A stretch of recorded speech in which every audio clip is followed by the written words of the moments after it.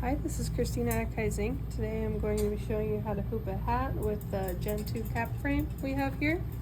This is a bucket hat. The first thing we're going to do is we're going to try to find our center seam. So I take the two strings here and just fold the hat in half, and that's how we get our center. We used a marker there to mark the center. So we like to use sticky backer on these just to keep them from folding in on themselves. So easy way we found to do this is just using the cap frame and smoothing that on there just like that. And then we're also going to use a single cap backer. So I'm just going to slide it in there. We have some hooks here to hold it. And you also extended the length of that hoop frame. We did, yeah. So under here, there's a little notch that you can loosen. Push that in if you don't need it to be this wide, or take it out. So that's adjustable there. Hold that in place.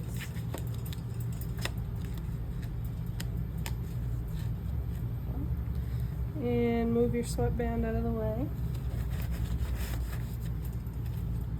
So I like to tuck in the sides first and get them out of the way. And hold that over like that.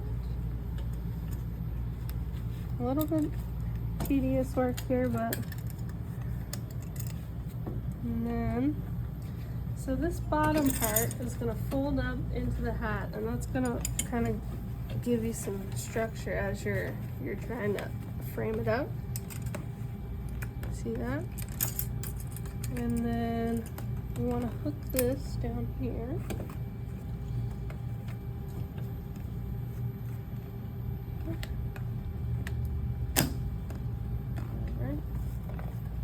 And now these aren't sewn the best. You can see that it's kind of sewn a little odd here, but the top seems to be pretty good, so that's what we're going to go by. When we bring it over to the machine, we can also adjust that to make sure it's centered. So in order to get this off, you just want to undo the bottom here, let that go down, and you're just going to lift. Okay.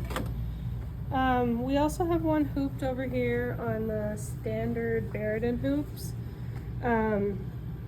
So one thing you need to make sure you do on these is take your cap, the brim of the cap, and place it between these hooks here. So the back and then the front. So everything on here has to be directly in the center of that.